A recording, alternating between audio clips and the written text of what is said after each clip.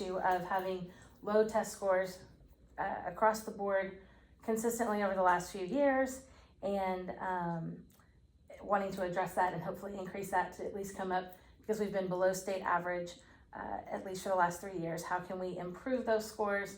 And we really want to look at our tier one instruction, and then also how can we increase the student motivation so that at the middle school level they feel like they have an active part in their learning. So as the instructional coach, what are some things you're suggesting for us?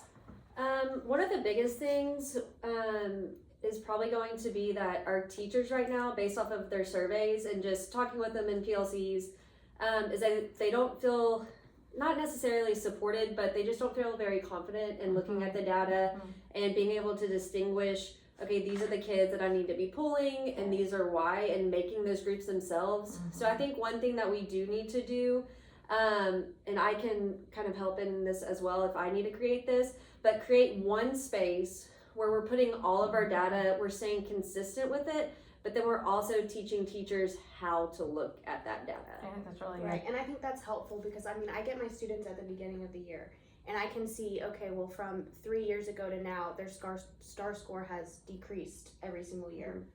But that's just about all I have. I don't have any knowledge further than that. And I can collect data in class, but then I feel like I'm blind. I'm not really sure what specifically to be looking at. And it might be really sporadic. Like I might have kids do great on this thing and poorly on that. I'm like, well, what should we be focusing on? And with our TEAC spiraling in English, I think that's something that, because I know on a district view, I can go back through their DMAC portfolios and I can see how they've been progressing in those TEACs, but I don't think that's something that teachers know how to look at, because they look at one side of DMAC and we are looking at another side. And I think being able to, if they cannot get access, we need to be printing those and going through that during the PLC process. I can't, the only thing I have TEAC access for is local tests from this school year. Okay. So like if I go back and look So at that needs to STAR, be- if I go back and look at STAR, I only have their final grade, like their percent or their raw score from the previous years. And I see a drop, but I have no no understanding of why that's happening, or what TEACs it's happening in, or like where the area of struggle is. And so I think that's where that hub would come in very helpful if you had it all in one place. And then if you could go into the PLCs and be able to show them where it is and help them feel more confident in finding that information, and then showing them how to use that data to be able to influence how they plan. Right, or like select kids. I feel like we're told a lot about bubble kids, but then we're not really told anything past that. So okay, so what counts as our bubble kids, or like what percentages are we looking at? Are we looking at the overall score? Are we looking at bubble kids for certain skills? I mean, it feels like there's a lot of components in the air, and so we're never sure what to focus on. Okay. What do you think is something we could do to increase the motivation of the students? Like, how could we help them take ownership and understand a little bit more, instead of us just being like, do your best? How could we help them? I think what's shocking to me was I'd never really sat down and looked at that decline, and I'm wondering if if the same is true for kids. Like if that would be alarming to them in some way, and hopefully maybe make them want to do something about it. I mean, if they look like, 3 years ago I made a 90, why did I just make a 30 or a 40 on my STAR? I guess more like frequent inventories of it, or asking them to set goals themselves would possibly help, or maybe even like bring in the parents somehow, because I mean, we don't have as much leverage as the parents do. Right. Fingers crossed. So bringing them in some way might help. And I agree. I think one of the biggest like instructional strategies that's out there, like the big hot topic, is data. And so kids tracking their data, not just teachers looking at their data, because I can know their data all day long, but if a kid does not track their own throughout a unit or throughout their years, it's foreign to them. Yeah, it's foreign, and they don't know where they're at. So I think it would motivate them even more to be like, okay, here's a realistic goal for you. You do not have to make a 90. You do not have to do this, but can you get 2 more questions right on this unit test or on this TEAC than you did on your CFA? Can you do just a little bit better each time? And that way it really... that's crucial, because so many of mine, I can see it. Like for them, they think teachers just need them to meter master. And so it's like black or white. And if they're not even close to that, they shut down. They don't care. There's no reason. There's no like chance at them to achieve that. But if you do like a smaller incremental goal. And we could create that too. We could create one thing for all of our English classes. That way all the classes are the same. That way if they move from your class to another class, it's not a problem. And it's something that they're used to going from 6. Feeling after we've carried this plan out? I think it was completely effective. Like I'm a newer teacher, and so I might be like overhyping this, but I think it just worked so well. We were able to integrate small groups on Fridays. We were able to pull for our RTIs more effectively. We were able to get students in on the data process and be able to have them reflect on how they were doing and where they were going. And so I think it wasn't just like one teacher on an island by themselves trying to figure it out. It was, okay, well now we have the curriculum coach. We have students helping us. We have parents getting involved. We have everyone on our team and the ELA 7th grade team like co-constructing this. And it wasn't like someone trying to have to figure it out completely on their own. Right. So we had talked to one of the scores that the campus scored low on from the teacher surveys was they weren't feeling supported, or they felt like they got all this information at the beginning of the year PDs, and then they didn't feel like there was any support leading, throughout the year. And so that's why we did like our lunch and learns and did other little smaller PD sessions. And then with the hiring of the instructional coach to come in and help y'all in your PLC. Did you feel like that benefited y'all? Did y'all enjoy the little sessions every month, or would you rather just keep it all at the beginning? No, I think the monthly sessions, it's almost like we got these little chunks of information when we most needed them, or they were, able to be implemented right then and there. Like we could take them back to our classroom and do it immediately. Okay. And it's kind of like, I don't know, we had time to chunk it almost. Like we could get this strategy at one lunch and learn, implement it, get it in place, get a good flow, and then we get something else and we could work that in as well. Versus if everything's given to us at the beginning of the year, like maybe we can get one thing and implement it, and then everything else is lost to us. Right. And so that's been really effective. Yeah. So, and I know that since I know you're a fairly new teacher, but you still have some more years of experience than the rest of your team. And so having a lot of first year teachers on your team who maybe don't have a background in education or teaching and everything, did you find it more helpful to be able to each month kind of take what we learned in the lunch and learn and help them as you mentored them and brought it to your PLC? And everything? Definitely. And I think the same thing kind of applies, like that chunking. It's not too much at once, or, like we can come back and revisit that one skill or that one topic throughout that 3-week period. And we can really focus on that and dive into it versus trying to tackle 20 things at once. Yeah, that makes sense.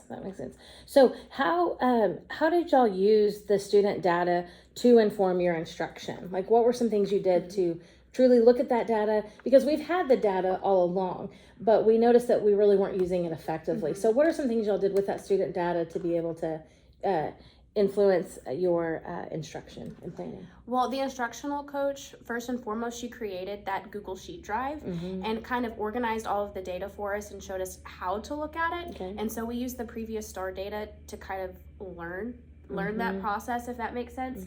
But then we could adapt that sheet for our formative and our summative assessments. Got it. And so we practiced with the STAR data and practiced on how we could look at individual teaks and skills.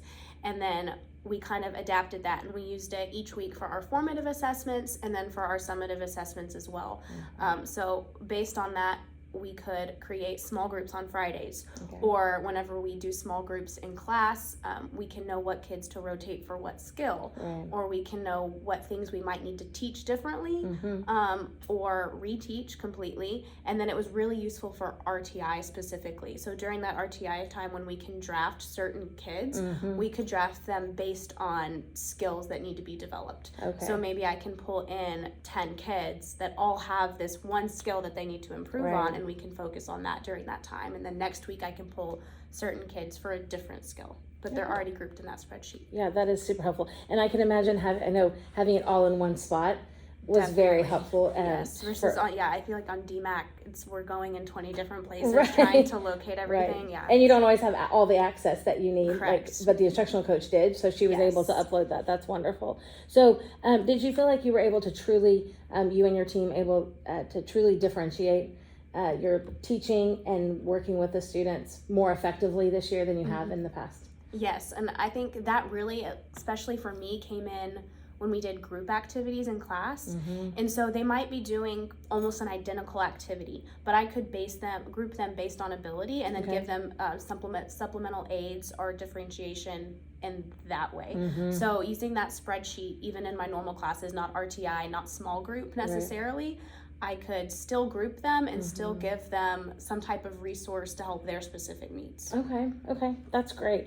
Now, let's look at the student binders. I think you brought me a couple here today to look at. So this is something brand new that we started this year as a result of putting this plan together. Yes. Because we wanted to increase student motivation. We wanted people to be able to, our students to be able to feel like they had a connection and that they understood truly what we were seeing and how it impacted them so that they could make their own goals. So talk to me a little bit about creating the binder and how that process started.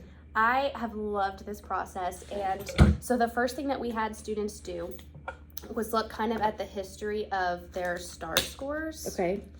And so for this student, for example, they went from an 83 in fifth, what grade is that, in 2022, to a 73 in 2023, and then like a 68. So they just progressively dropped. And then similarly with this student, it went from an 86 to a 67 to a 43. Wow. And so having that in front of them, I think kind of made them take ownership for a second and realizing about, okay, well, what is my potential? I did this in 2022. What happened? I'm still the same person. Why am I not achieving that? And then we set goals for each of the summative assessments or the next summative assessment. And then when that rolled back around, we'd analyze how we did. And it wasn't just on the overall score. So it was by TEAC. And go to reading skills. Okay. So what I had them do is for each TEAC, they get to see how they performed on the test, and then they would shade in their goal for the next assessment. So they get to see how well they did on each of the skills, and then it's also very visible for me as a teacher where I need to group them as. And so we would just swing back around every single assessment and assess those same skills and how much they've grown, where their strengths are, where their weaknesses are. And then they would set their new goals themselves for the next assessment. Did they? Did you feel like they caught on pretty quickly, or did they need a little time to? They didn't need any time to adjust to this. I feel like I was expecting it to take a little time to have to chunk the instructions because sometimes but it worked really well. It was very easy. Good. I love that. And then, so you did that for reading and for writing, or? Yes. I mean, any of the TEACs, any essential standards that we. Correct. And so some of our essential standards are composition. And so I have a tab for their writing samples as well. And so we have the short and the extended response, and we print those out after each assessment, and then they would have to self-evaluate not only their overall score, but they don't get any feedback other than, well, they got a 1 out of 5, right?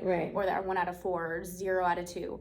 And so they look at that score, yes, but then I would have a rubric for them, and they would have to self-grade their short constructed or their ECR to know where they need to improve, and then again, make a goal for that next assessment. Okay, great. So then another thing that I wanted to talk about for just real quickly was thinking about the parent conferences, the student-led, conferences that were attended by parents, and then if their parents weren't able to attend, we had the community members come in, and again, this is something brand new that we haven't done before. How did you feel? I know I felt like it was well attended, but from the teacher's point of view, how did you feel?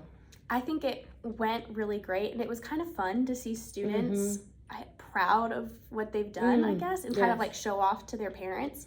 I think we see that a lot with the athletics, the extracurriculars, but then when it comes to academics, they don't really take the time to showcase that or be proud, I suppose, to their parents. So they came in, they showed their parents where they started and then where they've come on each TEAC, and then they showed them their first piece of writing that they submitted versus the one that they're most proud of in the entire class. And so that was really great. And we also had the time for 2 or 3 students to read some of their writing that they were insanely proud about to all of the parents overall. I love that. I think that's so great. And I think that at the middle school level, parents are used to being super involved at elementary and knowing everything that's and then going it just on. falls off. And then it kind of falls off. So this was a great way Mhm. for us to open up the campus for them to be able to come in.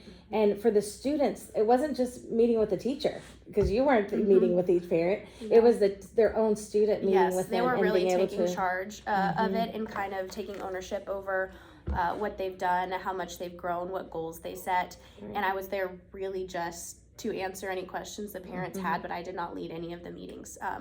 We provided parents with structured